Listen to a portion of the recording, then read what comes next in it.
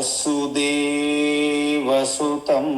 దేవం కంసచానూరమర్దనం దేవకీ పరమానందం కృష్ణం వందే జగద్గురుం కృష్ణం వందే జగద్గురుం తీర్త్వా మోహార్ణవం హత్వా రాగద్వేషాదిరాక్షసాన్ సీతా శాంతి సమాయుక్త ఆత్మా రామో విరాజతే ఆత్మా రామో విరాజతే. ఆత్మస్వరూప బంధుగణ భగవాన్ శ్రీకృష్ణ అర్జున ప్రశ్న అడగకుండానే మనకున్నటువంటి ప్రధాన సమస్య అంటే చిన్న చిన్న సమస్యలు ఉంటాయి, తాత్కాలికంగా అవి తీర్చుకుంటాం పరిష్కారం మార్గాలతో. కానీ అది ఆది అంతము లేని అర్థము కాని కన్ఫ్యూజన్లో ఉన్నటువంటి ఈ సృష్టికే ఉన్నటువంటి సమస్య ఏమిటి అంటే సంసార రోగము. సంసారం అంటే భవ, ఇది ఒక మాయావనము లాంటిది. భవ అరణ్యము అంటారు. భవ సాగరము అంటే దాని నుంచి బయటపడలేక అదొక సంసార సాగరం అంటారు. జన్మ దుఃఖం జరా దుఃఖం జాయ దుఃఖం పునః పునః సంసార సాగరం దుఃఖం తస్మా జాగ్రత్త జాగ్రత్త అంటారు. వాస్తవానికి రెండింటి మేళవింపు ప్రతి ప్రాణి, శుద్ధ చైతన్యము పరమాత్మ ప్లస్ ప్రకృతి. సో ప్రకృతి నుండి మీరు ఎప్పుడైతే అభిమానం కలిగి ఉంటామో ఈ జన్మ దుఃఖము జరా దుఃఖం జాయా దుఃఖం సకలం దుఃఖాలు. అదే పరమాత్మ అయినటువంటి చైతన్యం పైన మనం అభిమానం కలిగి ఉంటే, తాదాత్మ్యం చెందితే మీరు సంసారం నుంచి బయటపడతారు. అయితే ఈ సంసారం యొక్క వర్ణన అంటే ఇది ఏ విధంగా మనల్ని బంధిస్తుంది, ఏ విధంగా మనకి బాధ పెడుతుంది, పీడిస్తుంది, మనకు దుఃఖం కలుగుతుంది అని ఈ సంసారాన్ని ముందు మనం వర్ణిస్తే దాని నుండి నేను బయటపడాలి అని మీకు ఆ మోక్ష కాంక్ష కలగాలి. అందుకే భగవాన్ ముందుగా సంసారం గురించి మొదలుపెట్టారు. ఇక్కడ ఆ సంసారం యొక్క వర్ణన మొదటి 2 శ్లోకాలన్నర అంటే 2 శ్లోకాల్లో ఒక ఉపమానంతో పోల్చి 3వ శ్లోకం సగభాగంతో సంసారం యొక్క ప్రాబ్లాన్ని గుర్తించారు. ఏంటి అంటే ఈ సంసార వృక్షం యొక్క అస్య రూపం స్వరూపం ఎలా వర్ణించబడిందంటే ఈ లోకమునందు బావుగా పరిశీలించిన మనకు ఇహలోకే అన్నారు కదా, నా లభ్యతే నా ఉపలభ్యతే అంటే తెలియబడదు. ఎందుకు తెలియబడదు అంటే నా ఆదిహి చ నా అంతః, దానికి ఆది అంతము తెలియదు. ఇంకేంటి అంటే నా సంప్రతిష్ట, దానికి సరైనటువంటి ఆధారము స్థితి కూడా లేదు. అంటే సృష్టి స్థితి మధ్యము, ఆది మధ్యము అంతము, ఈ 3 కూడా ఈ సంసార వృక్షమునకి తెలియబడవు. అందువలన ఏనం ఇటువంటి సువిరూఢ మూలం అంటే అహంకార మమకార రాగ ద్వేషములతో కూడి ఉన్నటువంటి బలమైనటువంటి వేళ్ళు కలిగి ఉన్నటువంటి అశ్వత్థం అంటే అశ్వత్థ వృక్షమునకు రావి చెట్టును పోలి ఉన్నటువంటి సంసార వృక్షమునకు దృఢేన, దృఢేనంటే ఏంటి? నిశ్చితమైనటువంటి, పదునైనటువంటి, స్పష్టమైనటువంటి అసంగ శస్త్రేన. అసంగ శస్త్రేనంటే వైరాగ్యం. ఎలాంటి వైరాగ్యము? ఒక దృఢమైనటువంటి వివేక జ్ఞానముతో పుట్టినటువంటి వైరాగ్యం అనే శస్త్రముతో, ఖడ్గముతో చిత్వా ఛేదించాలి. ముక్కలు తూట్లుగా చేయాలి. దాన్ని అలా విడిచిపెట్టకూడదు. మళ్ళీ దీన్ని ఈ 3వ శ్లోకంలో చెప్పారు. ఏంటి? మొదటి హాఫ్ అంతా ఇది ఆది లేదు, అంతం లేదు, మధ్యం లేదు, అందుకే దీన్ని ఎవరు తెలుసుకోలేరు అన్నారు. కానీ దీన్ని వైరాగ్యం అనే పదునైన శస్త్రముతో దీన్ని ఛేదించాలని చెప్పారు. అయితే 4వ శ్లోకంలో ఏం చెప్పారు? 4వ శ్లోకంలో దీన్ని తత, ఆ తరువాత ఊరుకోకూడదు. మరి ఏం చేయాలి అంటే తమేవ చాద్యం పురుషం ప్రపద్యే అంటే ఆ తరువాత ఏ పరమ పదమును, అంటే యస్మిన్, ఏ పరమ పదం అయితే గత, ఒకవేళ వెళ్తే అక్కడ చేరుకున్న వాళ్ళు భూయ అంటే మళ్ళీ నా నివర్తంతి, మళ్ళీ పునర్జన్మ పొందరు. చూసారా? అంటే ఇది ఎప్పుడైతే సంసార వృక్షాన్ని మీరు నాశనం చేశారో అప్పుడు ఏమవుతుంది? మీరు మోక్ష పదాన్ని, పరమాత్మ స్వరూపాన్ని పొందుతారనుకోండి. అప్పుడు ఏమవుతుంది? మళ్ళీ అక్కడి నుండి జన్మించు, మళ్ళీ సంసారంలో పడరు అంటున్నారు. ఎందుకు? ఏ పరమాత్మ నుంచి అయితే ఈ పురాతనమైనటువంటి ఆది మూలంగా ఉన్నటువంటి ఈ సంసార వృక్షము వ్యాపించి ఉన్నది ఏంటి? ప్రవృత్తి. సంసార వృక్షం యొక్క ప్రవృత్తి పరంపర ప్రసృత పురాణి అంటే అత్యంత ప్రాచీనంగా, పురాతనంగా వ్యాపించి ఉన్నటువంటి ఈ సంసార వృక్షానికి మూలం ఎవరు? తం ఆద్యం అంటే ఆది దంపతులు అంటాం కదా మనం, పార్వతీ పరమేశ్వర ఆది దంపతులు. అలాగన్నట్టు ఆది పురుష అంటే పరమాత్మ, జగదీశ్వర పురుషమేవ, ఆ పరబ్రహ్మే ప్రపద్య. కాబట్టి శరణాగతి మనం చెయ్యాలి. ఆఖరి వరకు కూడా శరణాగతి ఉంటుంది. మన ప్రయత్నము, శరణాగతి రెండు కావాలి. మనం ప్రయత్నించాలి. కేవలం మన ప్రయత్నంతోనే అన్నీ జరగవు. సకల సృష్టి అంతా కూడా పరమాత్మ స్వరూపంగా మనకి సహకరించాలి. మన కర్మ ఒక్కటే మనల్ని దేనికి మనకి కారణం కాదు. ఎదుటి వాళ్ళ కర్మ కూడా మన కర్మ, వాళ్ళ కర్మ కలిసే ఉంటాయి. సృష్టి అంటే మన కర్మతో మనం ఈ శరీరాన్ని పొందాం. కానీ పలాయన తల్లిదండ్రులకి ఎందుకు పుట్టాము? వాళ్ళ కర్మ. కాబట్టి ఈ సమష్టి సృష్టిలో ఆ పరమాత్మ యొక్క ఆజ్ఞ లేకుండా ఏమీ జరగదు అంటారు ఉపనిషత్ ఋషులు. కర్తురాజ్ఞయా ప్రాప్యతే ఫలం కర్మ కింపరం కర్మ తజ్జడం అంటారు రమణ మహర్షి. అంటే ఏంటి? ఈ సృష్టికంతటికి అధిష్టాన స్వరూపం ఒక కర్త ఉన్నది. ఏంటి? పరబ్రహ్మ. అందువలన మీకు స్వేచ్ఛ ఉన్నది. ఆ పరమాత్మను గుర్తించి శరణ వేడుకునే అవకాశం ఉన్నది. రెండు కలవాలి. అప్పుడేమవుతుంది? తత్పదం, ఆ పరమ పదమును తత్పరిమార్గితవ్యం అంటే ఎలా పొందాలి?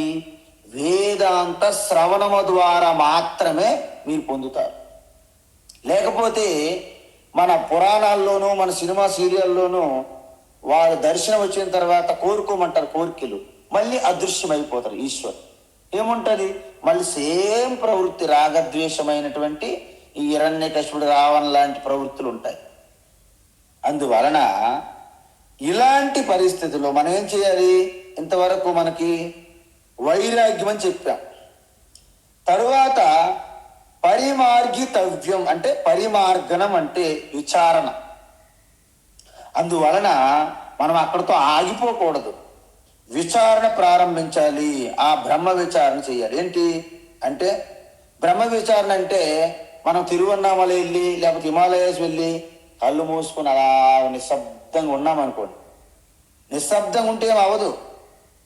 అందుకే ఇక్కడ విచారణ అంటే ఏంటి? గురుశాస్త్ర ముఖేన, అంటే గురుశాస్త్ర ముఖము ద్వారా వేదాంత విచార కర్తవ్య అన్నారు. అందువలన బ్రహ్మ విచారణ అంటే మీ యొక్క ఆత్మతత్వానికి సంబంధించినటువంటి శాస్త్రాన్ని విచారణ చెయ్యాలి. ఎలా చెయ్యాలి? స్వతంత్రంగా మీకు మీరుగా చెయ్యకూడదు అన్నారు మళ్ళీ శాస్త్రంలో కూడా.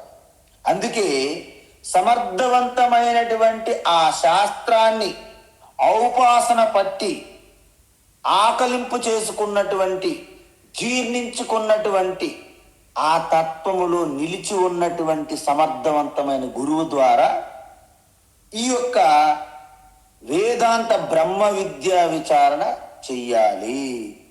అందుకే బ్రహ్మసూత్రములలో మొట్టమొదటి సూత్రం ఏం చెప్పారు? అథాతో బ్రహ్మ జిజ్ఞాస అంటారు.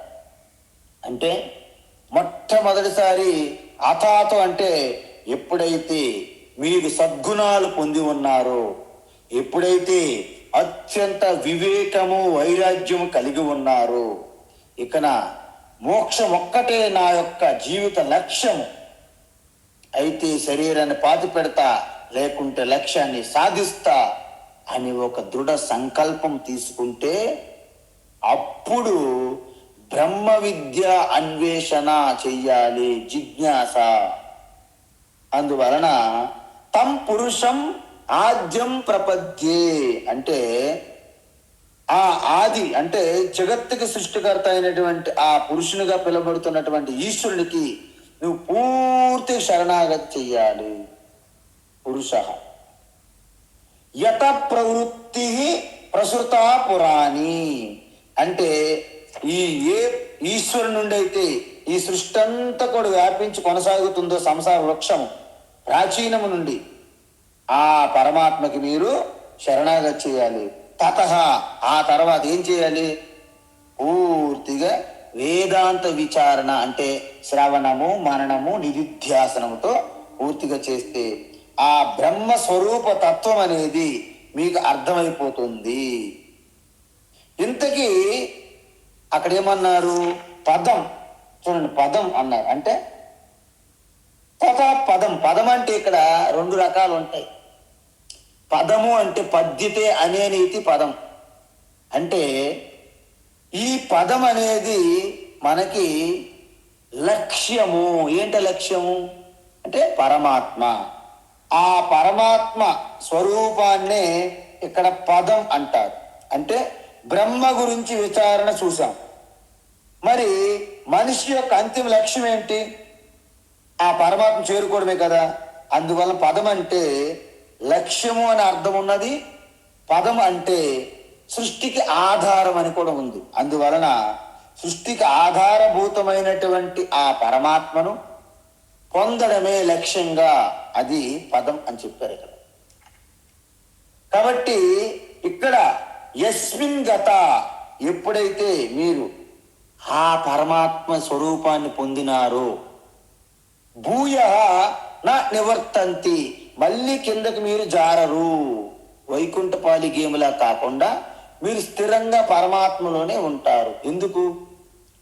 కెరటం సముద్రంలో ఉన్నప్పటికీ తను నీరు అని తెలుసుకోకుండా ఉన్నంత కాలము తన కెరటంగానే ఉంటుంది. ఒకవేళ కెరటం పగిలిపోయినా మళ్ళీ కెరటంగానే పుడుతుంది.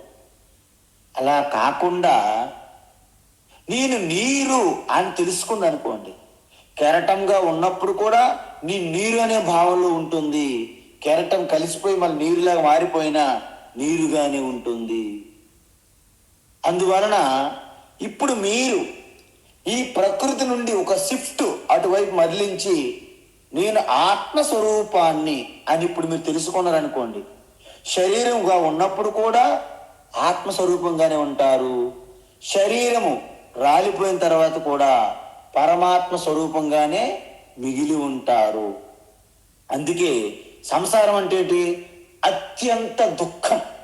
ఆత్యంత దుఃఖ నివృత్తి, పరమానంద ప్రాప్తి. దీన్ని మోక్షము అంటారు. మోక్షము యొక్క అర్థం ఏంటంటే, ఎవరైనా అడిగితే మీరు ఏం చెప్పాలి? ఆత్యంతిక దుఃఖ నివృత్తి అంటే ఇక ఎటువంటి లేశమంతైన దుఃఖం పూర్తిగా లేకుండా చేసి అనంతమైన పరమానందాన్ని కలిగించే ఆ ప్రక్రియని మోక్షము అంటారు శాస్త్రంలో. అందువలన ఇప్పుడు మనకి ఏం చేశారు ఇప్పుడు వరకు? 1 వైరాగ్యం చూసాము, 2 శరణాగతి చూసాము, శరణం ప్రపద్యే చూసాము, తర్వాత పరిమార్గితవ్యం అంటే వేదాంత విచారణ చూసాం. ఇంకేం మిగిలాయి అంటే ఆ సద్గుణాలు ఎలా సంపాదించుకోవాలి అనేది ఈ ఆఖరి శ్లోకంలో చెప్తున్నారు. అంటే ఆఖరి శ్లోకం కాదు, ఈ శ్లోకంలో చెప్తే మీకు సాధనలు పూర్తవుతాయి. అది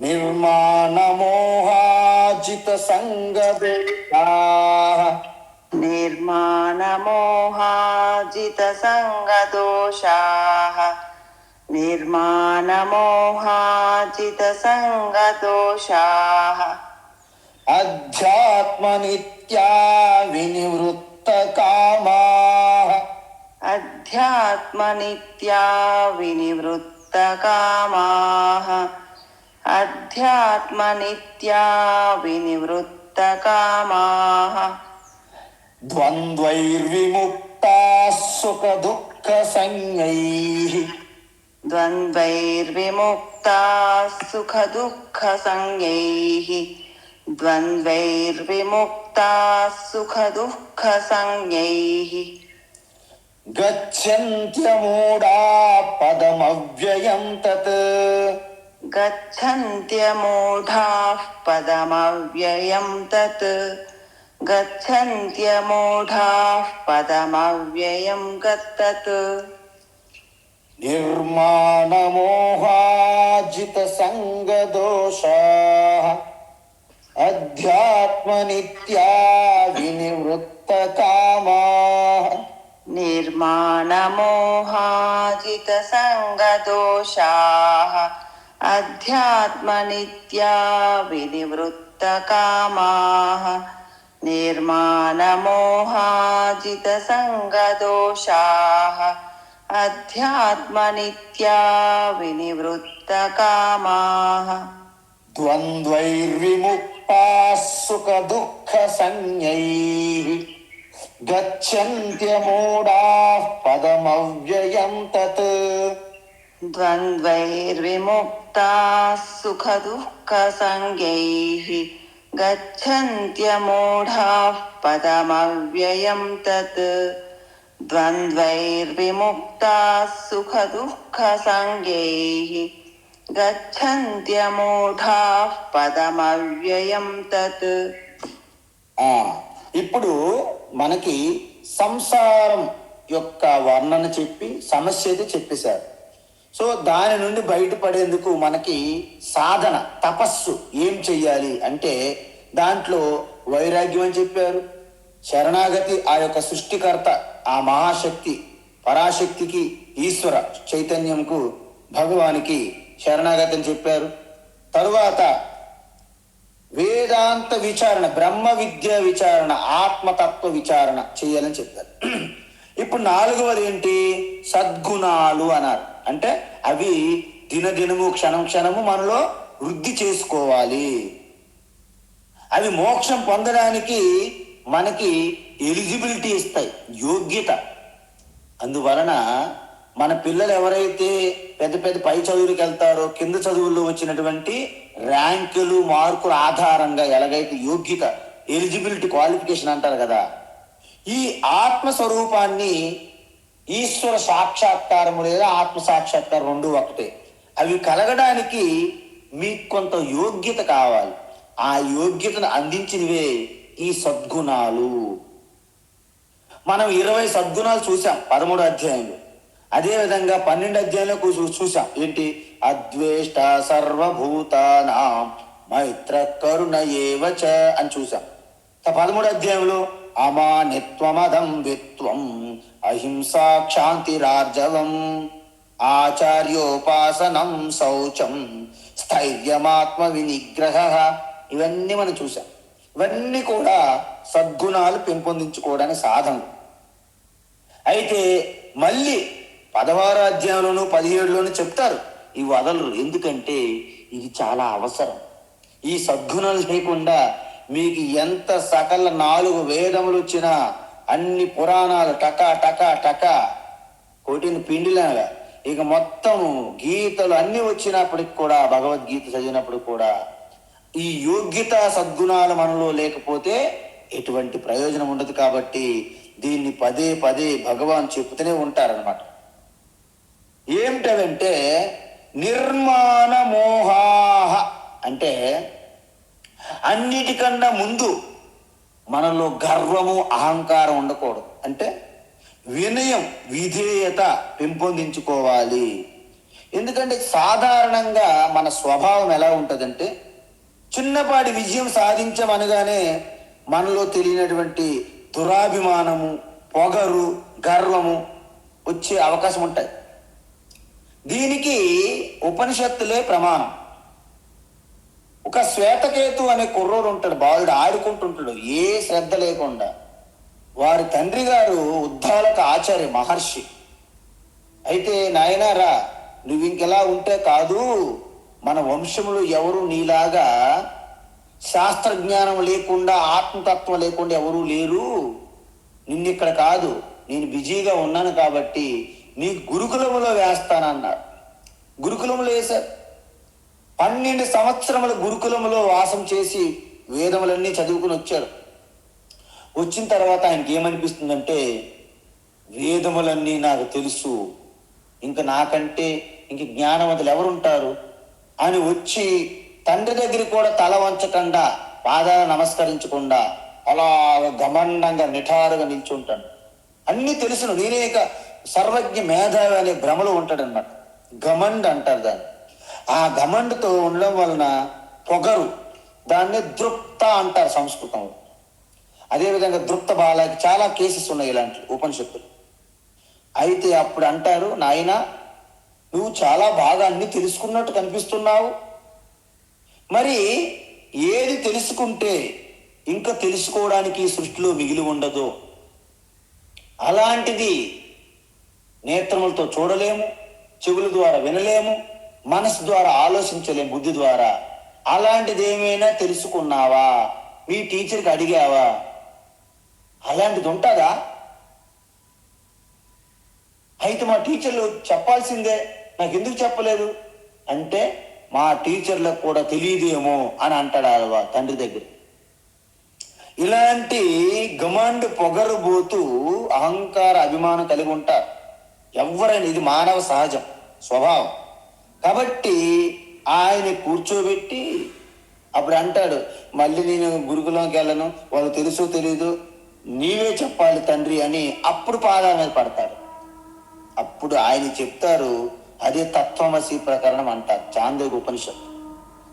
ఈ విధంగా ఈ గర్వంతో పొంగిపోయే ఆస్కారం మనకి వచ్చేస్తుంది అనుకోకుండా, తెలియదు మనకి ఆ అహంకారం. అందువలన వినయం అనేది మనలో ఒక గొప్ప సంస్కారం అన్నమాట. అందుకే మనం ప్రతి ఒక్కరూ మహాత్ముల దగ్గరికి వెళ్ళినప్పుడు సాష్టాంగ నమస్కారం చేయి, సాష్టాంగ నమస్కారం చేయంటే, సాష్టాంగ నమస్కారం మీరు చేసినా చేయకపోయినా మహాత్ములకు ఒరిగేదేమి లేదు, తరిగేదేమి లేదు. అలా చేయడం వలన మీ అహంకారానికి అణిగి మణిగి ఉన్నట్లు లెక్క ఉంచుతున్నారనమాట. అహంకారం అనేది అది మీకే ప్రయోజనం. యాక్చువల్గా చెప్పాలి, జనరల్గా నమస్కారం పెడితే ఎవరు నమస్కారం పెడతారో వారికే ప్రయోజనం ఉంటుంది, పెట్టించుకునేవానికి ఉండదు. మళ్ళీ ఆయనకి అహంకారం పెరిగిపోయే అవకాశం ఉంటుంది, ఆయన గురువు అవని ఎవరవని. అటువంటి నమస్కారం భగవంతునికే కాదు, తల్లిదండ్రులకి, గురువులకి, పెద్దవాళ్ళకి ఎవరికైనా చేయమంటుంది శాస్త్రం. ఎందుకు? అలా చేయడం వలన మీకు జ్ఞాన వృద్ధి, వినయ విధేయతలు బాగా వృద్ధి చెందుతాయి, మీలో సత్వగుణ వృద్ధి చెందుతుంది. చివరికి తత్వజ్ఞానంతో ఆ గుణాల నుంచి బయటపడతారు, మోక్షం పొందుతారు. అంతకంటే గొప్ప ప్రయోజనం ఏముంటుంది సృష్టిలో? అందువలన దీన్ని మనము ఎప్పుడైనా గుర్తుపెట్టుకోవాలి. మీరు ఏ రంగంలోనైనా సరే ఈ సృష్టిలో చూసుకోండి, ఏ రంగంలోనైనా సరే చిన్న విజయం సాధిస్తే మీరు ఎంతకాలము మీరు ఆ విజయంలో ఉండలేరు, ఎవ్వరూ ఉండలేరు. మీరు 1,00,000 కోట్లు బిలియన్ ట్రిలియన్లు అయినా మీరు ఆ స్థితిలో ఆ స్థానంలో శాశ్వతంగా ఉండడానికి వీల్లేదు. అందువలన మనం ఇది ఎప్పుడు కూడా స్మరణలో పెట్టుకోవాలి. మనం ఎప్పుడు కూడా ఉన్నత స్థితిలో అలా ఉండడానికి వీల్లేదు.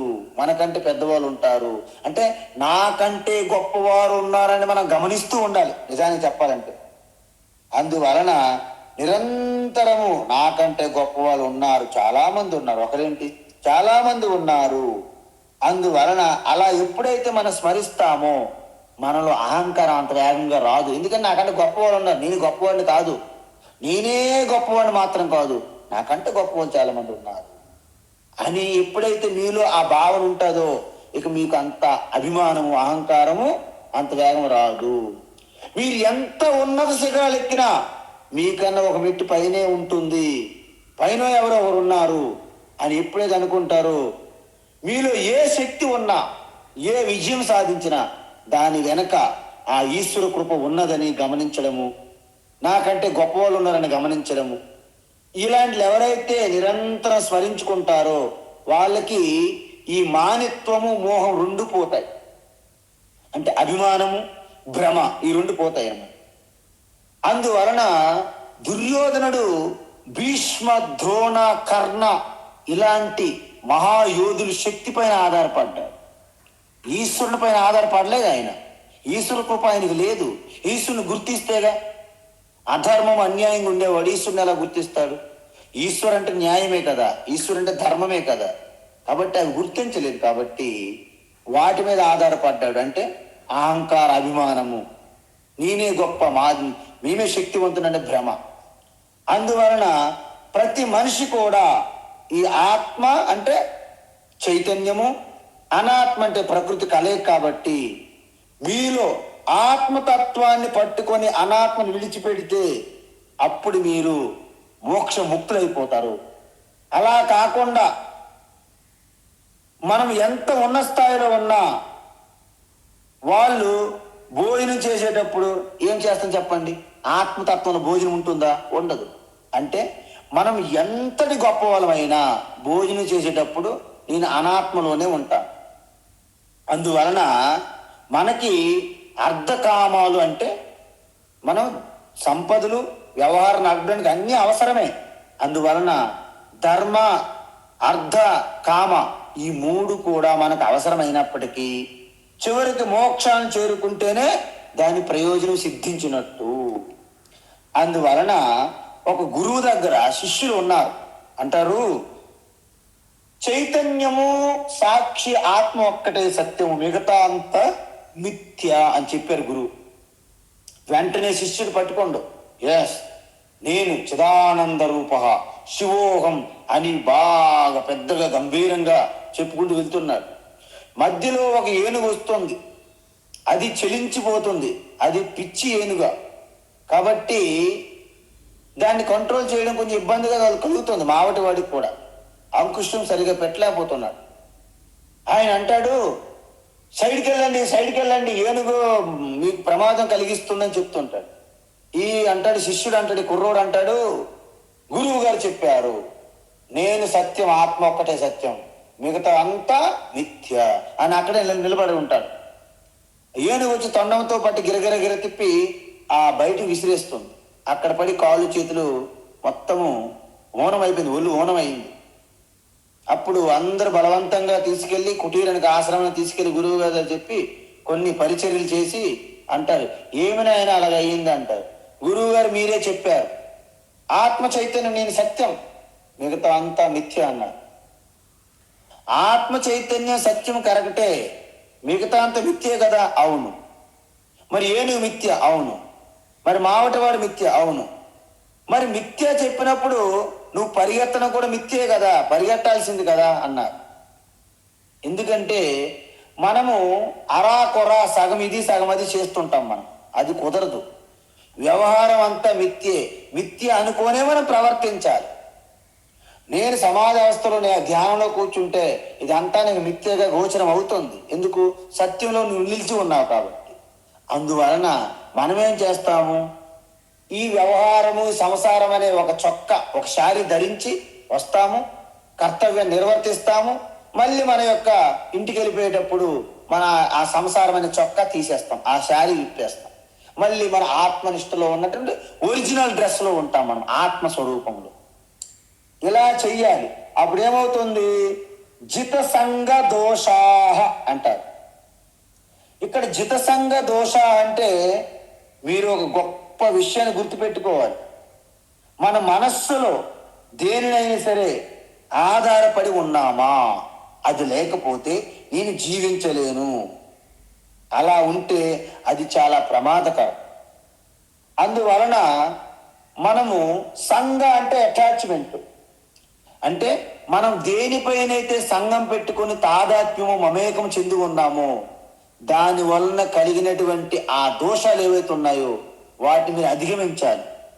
అంటే రాగద్వేషాల పైన మీరు అధిగమించాలి. రాగం అంటే మధు, ద్వేషం అంటే కైటవ. మధు కైటవులు అనే రాక్షసులుగా ఉన్నటువంటి రావణ కుంభకర్ణులు అనే రాగద్వేషాలని మనం అధిగమించాలి. అందువలన ఇప్పటి వరకు మన భ్రమతో డబ్బు మీద, ధనం పైన, ఇల్లు పైన, వాకుల పైన, పుత్రుల పైన, మిత్రుల పైన, బంధువుల పైన, నా శక్తి పైన, నా యవ్వనం పైన, అన్నిటిపైన ఆధారపడుతూ వచ్చాం. అవన్నీ కూడా కొంతకాలమే, 3 నాళ్ళ ముచ్చటే. అందువలన ఈ ప్రపంచం మీద వస్తువులు, వ్యక్తుల పైన ఆధారపడడం అనే ప్రక్రియ నుండి మార్పు లేని, చేర్పు లేని, శాశ్వతమైనటువంటి అనంత శక్తిమైనటువంటి ఆ ఈశ్వరుని పైన ఆధారపడడమే జిత సంగ దోషాహ అంటారు. అర్థమైందండి? అందువలన ఎప్పుడైతే ఈశ్వరుని పైన మీరు ఆధారపడి ఉన్నారో మిమ్మల్ని విడిచిపెట్టరు, మిమ్మల్ని విశ్వాసఘాతము చెయ్యరు. అందువలన ఈ విధంగా మనం ఎప్పుడైతే మనం పలాయన వ్యక్తి లేకపోతే ఉండలేము, అది కూడా మీకు ఆ సంఘదోషాహే, అంటే అటాచ్మెంట్ ప్రాబ్లం. పలాయన వస్తువు లేకపోతే ఉండలేను, అది కూడా అటాచ్మెంట్ వల్ల వచ్చినటువంటి ప్రాబ్లమే. సో సంబంధాలు, ఆలోచనలు ఏవైనా సరే అవి లేకుంటే నేను ఉండలేను అంటే అది అటాచ్మెంట్ వలన కలిగిన దోషము, ప్రాబ్లమే. వాటి నుండి మీరు పూర్తిగా బయటపడాలి. అంటే జిత సంఘ దోష అంటే బంధ విముక్తి అని అర్థం. మరి తర్వాత ఏమంటున్నారు? వినివృత్త కామాహ అని ఉన్న చూడండి. వినివృత్త కామ అంటే మీరు ఉన్న బంధాలని మానసికంగా మీరు త్యజించిన తరువాత కొత్త బంధాలను మళ్ళీ పెట్టుకోకూడదు. అంటే కొత్త బంధాలని పెంచుకోకూడదు, ఉన్న బంధాలని ఆల్రెడీ వదిలించుకుంటుండాలి ఒక్కొక్కటి. అందువలన వినివృత్త కామ అంటే కొత్త బంధాలను పెంచుకోవడము, అంటే పెంచుకోకపోవడం. అదేవిధంగా జితసంగ దోష అంటే ఉన్న వాటిని వదులుకుంటూ పోవాలి. అలా కాకుంటే మనం ఏం చేస్తాము? జ్వరం పోయి దగ్గు వచ్చినట్టు, దగ్గు పోయి కాలు పీకలు వచ్చినట్టు, కాలు పీకలు పోయి కడుపు నొప్పి వచ్చినట్టు, అంటే ఒకదాని నుంచి ఒకటి జంప్ అవుతున్నాం తప్ప మీరు బయటపడట్లేదు. అందువలన ఈ 2 జితసంగ దోష అంటే ఉన్న అటాచ్మెంట్లు, రాగద్వేషాలను వదిలిపెట్టాలి. కొత్త వాటిపైన వినివృత్త కామ అంటే కొత్త వాటిపైన మనము ఇంక తగిలించుకోకూడదు, వదిలించుకోవడమే తప్ప తగిలించుకోవడం ఉండకూడదు అని చెప్తున్నారు ఇండైరెక్ట్ భగవాన్ శ్రీకృష్ణ. తర్వాత ఏమంటున్నారు? ద్వంద్వై విముక్తాహ. ద్వంద్వాలు మొదటి నుంచి మనం చూస్తున్నాం. మాత్రా స్పర్శాస్తు కౌంతేయ శీతోష్ణ సుఖ దుఃఖదాహ. అంటే శీతము, ఉష్ణము, లాభము, నష్టము, మానము, అవమానము, సుఖము, దుఃఖము, ఇవన్నీ కూడా వీటికి ద్వంద్వాలు అంటారు. ఇవన్నీ జతలు, పెయిర్స్. అందువలన వాటిని మనము అనుభవపూర్వకంగా మన జ్ఞాన సామర్థ్యముతో, సహనముతో, తితీక్ష కలిగి ఉండాలి, క్షమాతో. ఒకసారి ఆరోగ్యంతో ఉండొచ్చు, ఒక్కొక్కసారి అనారోగ్యంతో దయనీయమైన పరిస్థితులు మనం ఉండొచ్చు. కానీ రెండు కూడా శాశ్వతం కాదు. ఒక్కొక్కసారి విజయ శిఖరాలు అధిరోహిస్తాం, ఒక్కోసారి పరాజయమైన అగాధంలో పడిపోవచ్చు.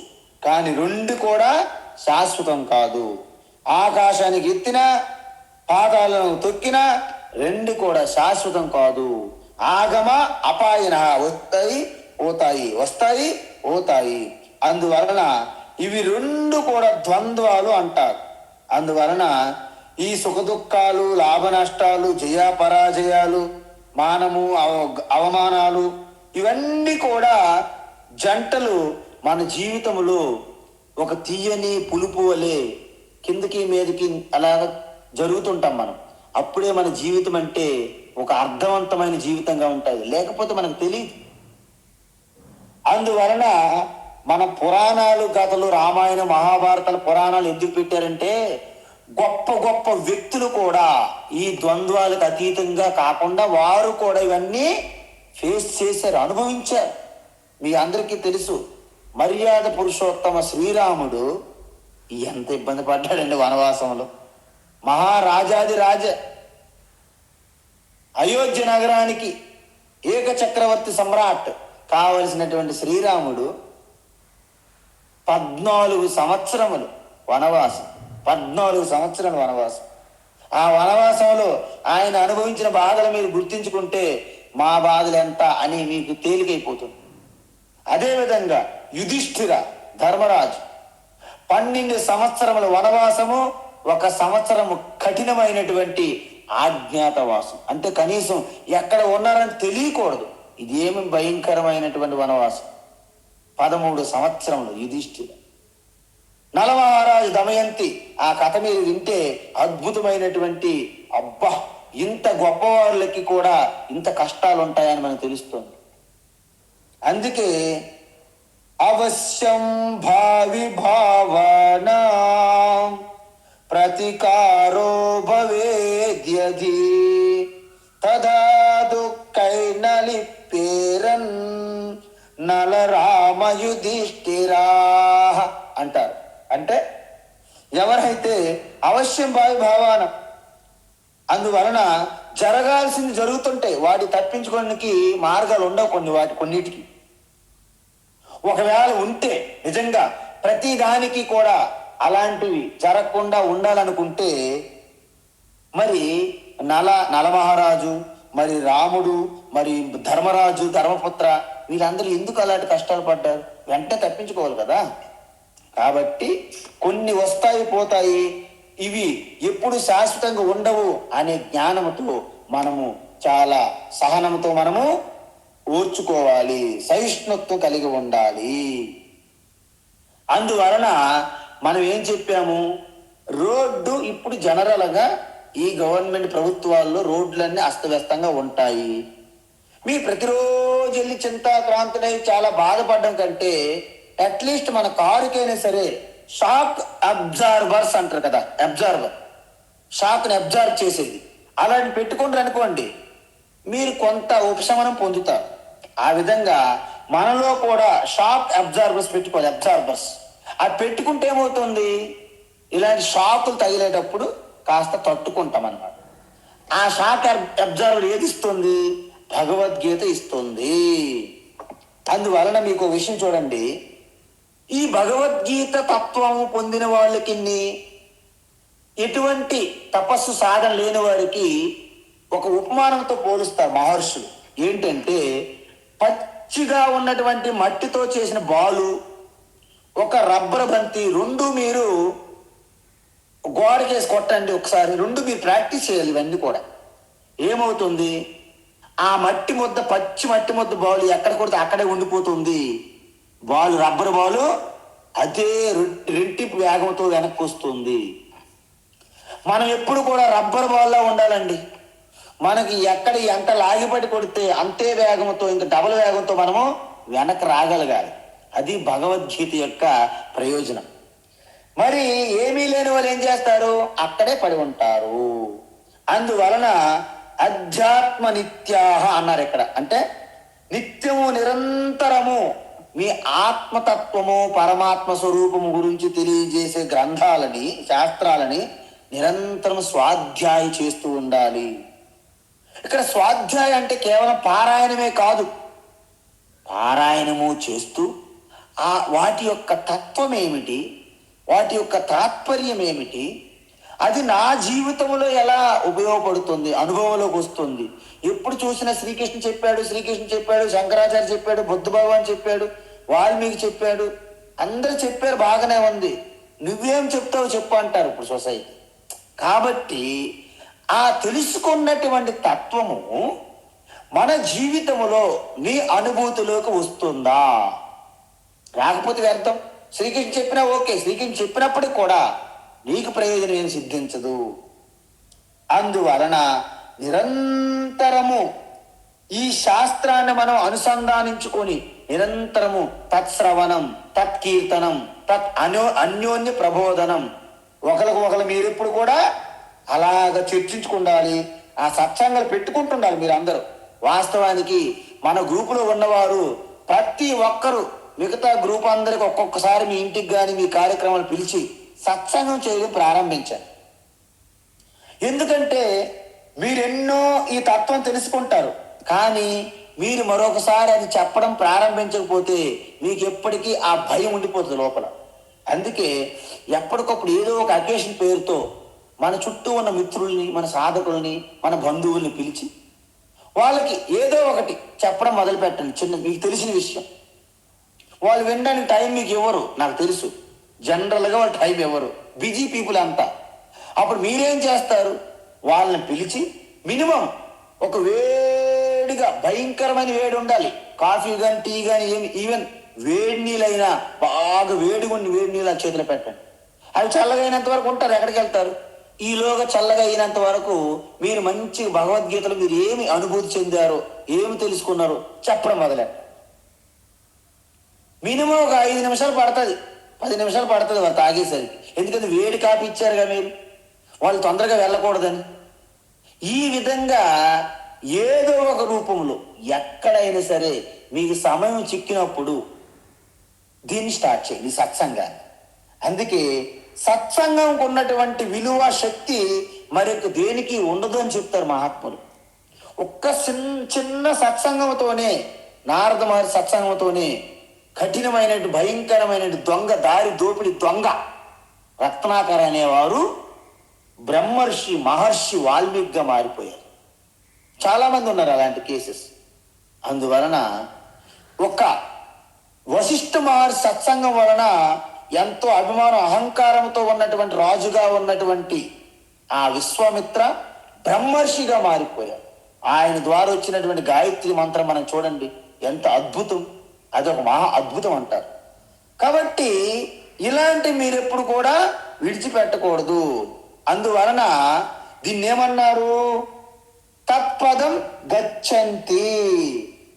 ఎప్పుడైతే ఈ విధంగా నిరంతరము ఈ ఆత్మ విద్య, అధ్యాత్మ నిరంతరము మీరు స్వాధ్యాయ చేస్తుంటారో మీకు ఒక 2 అద్భుతమైన ప్రయోజనం కలుగుతుంది. ఏంటో ప్రయోజనము, మీరు ఎలా మారుతారంటే అమూఢ అంటే, మూఢ అంటే ఏంటి, అజ్ఞానము, మోహము అని మూఢ అంటే.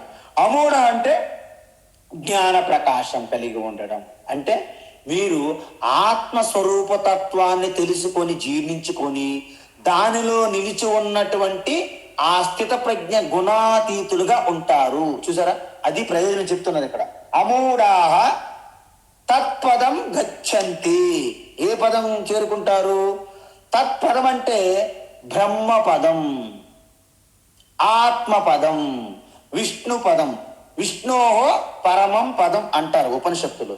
శాంతం శివం, దాన్ని అద్వైతం, అదే పరం పదం అంటారు.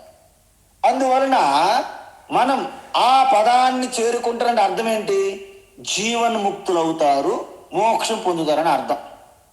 ఎటువంటి పదం అది, అవ్యయం అంటే దానికి నాశనం లేదు, అంటే శాశ్వతం అని అర్థం. జ్ఞానం ఎప్పుడైనా ఖర్చు చేయడం విన్నారా మీరు ఎక్కడైనా? జ్ఞానం ఎంత చెబుతుంటే అంత పెరుగుతుంటుంది, తగ్గదు. అదే మీరు డబ్బులు పంచడం మొదలెట్టారు అనుకోండి, అయిపోతాయి, ఎంత డబ్బులైనా అయిపోతాయి.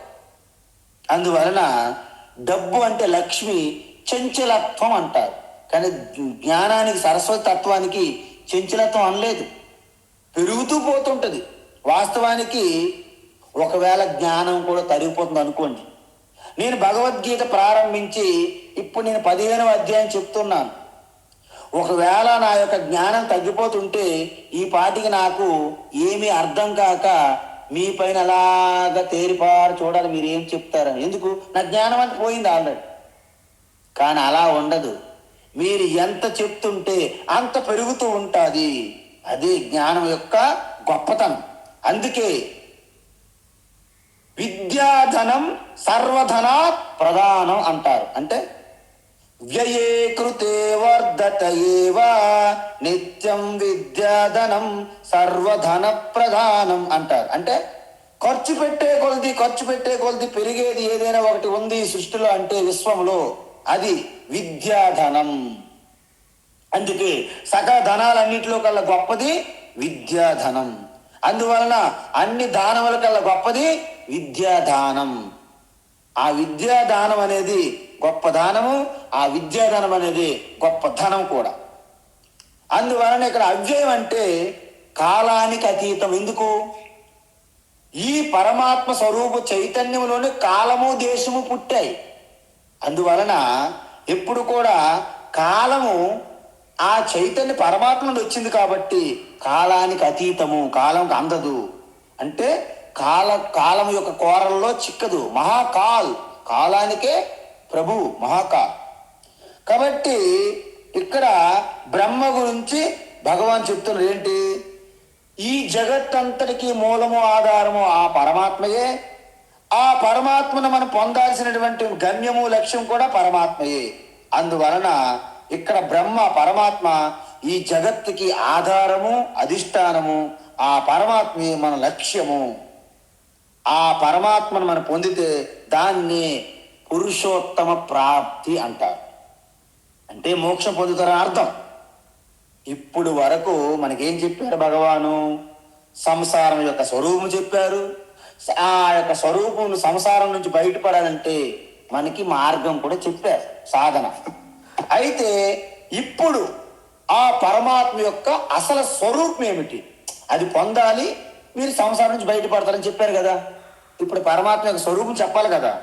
ఏం చెప్తున్నారు అంటే, నతద్భాసయతే సూర్యః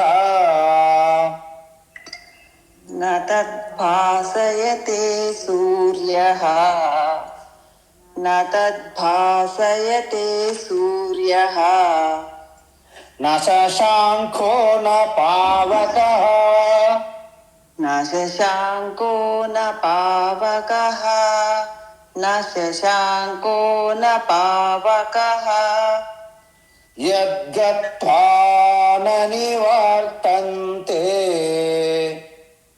యద్గత్వా న నివర్తంతే యద్గత్వా న నివర్తంతే తద్ధామ పరమం మమ తద్ధామ పరమం మమ తద్ధామ పరమం మమ న తద్భాసయతే సూర్యః న శశాంకో న పావకః న తద్భాసయతే సూర్యః న శశాంకో న పావకః న తద్భాసయతే సూర్యః న శశాంకో న పావకః యద్గత్వా న నివర్తంతే తద్ధామ పరమం మమ యద్గత్వా న నివర్తంతే తద్ధామ పరమం మమ యద్గత్వా న నివర్తంతే తద్ధామ పరమం మమ. ఈ శ్లోకము భగవాన్ ఏం చెప్తున్నారంటే, స్పష్టమైనటువంటి ఆ పరమాత్మ యొక్క స్వరూప లక్షణం ఏంటిది, మనం ఎలాగైతే గుణాతీత లక్షణాలు స్వరూపులు ఎలాగైతే చూసామో, ఇంతకుముందు పరమాత్మ స్వరూపం కూడా చూసాం 7వ అధ్యాయం నుండి. దాన్ని ఈ పురుషోత్తమ ప్రాప్తి అంటే, పురుషోత్తం అంటే నిర్గుణ చైతన్యం యొక్క స్వరూప లక్షణం ఎటువంటిది అనేది ఇక్కడ చెప్తున్నారు. ఈ శ్లోకం మీకు ఎంత గొప్పది అంటే, ఎంత ఇంపార్టెంట్ అంటే, ఇది సాక్షాత్తు ఉపనిషత్తుల నుండి డైరెక్ట్గా అదే జ్ఞానాన్ని భగవాను మనకి ఇక్కడ చెప్పడం జరుగుతుంది. ఎందుకంటే దీన్ని ఆ పరమాత్మ బ్రహ్మ లక్షణ శ్లోకము అంటారు దీన్ని. ఎందుకంటే ఇప్పటికే 4 సాధనలు పాటించినటువంటి సాధకులు ఎవరైతే నాశనము లేని అవ్యయమైనటువంటి పరమపదాన్ని పొందుతారని చెప్పారు కదా, మరి అది ఈ జగత్తుకి అధిష్టానము, ఆశ్రయము, అదే పరమ లక్ష్యం. కాబట్టి అటువంటి అధిష్టానము, పరమ లక్ష్యమైనటువంటి పరమాత్మ ఎలాంటిది అని మనకి ఒక కోరిక కలుగుతుందా లేదా? కుతూహలం కలుగుతుంది తెలుసుకోవాలని. అందువలన ఇప్పుడు ఏం చేస్తున్నాడు పరమాత్మ కృష్ణ, దాని యొక్క స్వరూపాన్ని చెప్పాలని మరొకసారి చెప్తున్నాడు. ఏంటది అంటే, ఉపనిషత్తుల్లో ఎక్కడ చెప్పారంటే, కఠోపనిషత్తు, ముండకోపనిషత్తు, శ్వేతాశ్వతరోపనిషత్తు అని చాలా ఉపనిషత్తులు ఉన్నాయి. ఎంత గొప్ప మంత్రం అంటే, ఈ 3 ఉపనిషత్తుల్లో కూడా ఈ మంత్రం వచ్చింది. అది మనము ఉత్తర భారతదేశంలో చాలా వరకు ప్రతి దీపారాధన చేసేటప్పుడు ఆ మంత్రం చదువుతుంటారు. ఏంటది? న తత్ర సూర్యో భాతి న చంద్ర తారకం నేమా విద్యతో భాంతి కుతో యమగ్ని తమేవ భాంతమనుభాతి సర్వం తస్య భాస సర్వమిదం విభాతి అంటారు. అంటే మనం ధ్యానం కూడా అప్పుడప్పుడు చేశాం ఈ మంత్రం మీద. ఎందుకంటే మనకి చీకటి ఉన్నప్పుడే మన నేత్రం చూడగలం. అంటే మనం నేత్రం మూసిన తర్వాత సూర్యుని వెలుగు కానీ, చంద్రుని వెలుగు కానీ, నక్షత్రాల వెలుగు కానీ, దీపం వెలుగు కానీ, విద్యుత్ స్తంభాల వెలుగు కానీ మనల్ని ఏమీ చూపెట్టలేవు. కానీ మీ మనస్సుని మీరు నేత్రాలు మూసుకున్నప్పుడు కూడా మీరు తెలుసుకుంటున్నారు. ఇక్కడ ప్రకాశం అంటే తెలుసుకోవడానికి ఉపయోగపడేదాన్ని ప్రకాశం అంటారు. అంటే మీలో ఉన్నటువంటి ఆ ఎరుక చైతన్య జ్యోతి, అందువలన తెలుసుకునే దాన్ని అన్నింటినీ కూడా జ్యోతులు అంటారు. అంటే నేత్రం ద్వారా మనం చూస్తున్నాం కాబట్టి నేత్రములు జ్యోతులు అవుతాయి. చెవుల ద్వారా వింటున్నాం కాబట్టి చెవిని కూడా జ్యోతి అనొచ్చు. వాసన చూస్తున్నాం ముక్కు, రుచి నాలుక, స్పర్శ చర్మము, సంకల్పాలు, ఆలోచనలు, భావనలు, మనస్సు, బుద్ధి ఇవన్నీ కూడా జ్యోతులతో సమానమే. సూర్య జ్యోతి, చంద్ర జ్యోతి, నక్షత్రాల జ్యోతి అన్నీ కూడా జ్యోతులే. ఈ జ్యోతులన్నిటికీ వెనక ఉన్నటువంటి ఒక మహాజ్యోతి, స్వయం జ్యోతి ఉంది. దానిని ఆత్మజ్యోతి, అదే పరమాత్మ. అక్కడ సూర్యుడు కూడా వెలగలేడు, చంద్రుడు వెలగలేడు, నక్షత్రాలు వెలగవు. అక్కడ ఈ దేనికి పప్పులు ఉడకవు. అన్ని ఉన్నప్పుడు కూడా దాని నుండి అన్ని పనిచేస్తున్నాయి. ఇవన్నీ లేనప్పుడు కూడా అదొక్కటే మిగిలి ఉంటుంది. అత్ర పురుష స్వయం జ్యోతిర్భవతి అంటారు ఉపనిషత్తుల్లో. సో ఈ విధమైనటువంటి ఈ బ్రహ్మలక్షణ శ్లోకము ఎందుకు ఉపనిషత్తుల్లో డైరెక్ట్గా చెప్పారు భగవాన్ అనేది తర్వాత దీని యొక్క వివరణ రేపటి క్లాసులో చూద్దాం. హరి ఓం తత్సత్. చిన్న గమనిక, రేపటి క్లాసు ఉండదు, రేపు ఒక్కరోజు. ఎందుకంటే నేను ఈరోజు కాకినాడ వెళ్తున్నాను. వారాహి అమ్మవారి యొక్క నవరాత్రోత్సవములు జరుగుతున్నాయి అక్కడ. 9 రోజులు అక్కడే ఉంటాను. కాబట్టి ఈవేళ రాత్రి నాకు ట్రైన్ ఉంటుంది. కాబట్టి రేపు ఉదయం మన క్లాసు జరగదు. రేపు ఒక్కరోజే ఈ మెసేజ్ అమ్మగారు పెడతారు, విజయశ్రీ అమ్మగారు. కాబట్టి మీరందరూ కూడా గమనించవలను. రేపు మన క్లాసు లేదు, హాలిడే. మళ్ళీ ఎల్లుండి నుండి యథావిధిగా మన క్లాసు ఉంటుంది. హరి ఓం తత్సత్. సర్వం శ్రీకృష్ణార్పణమస్తు.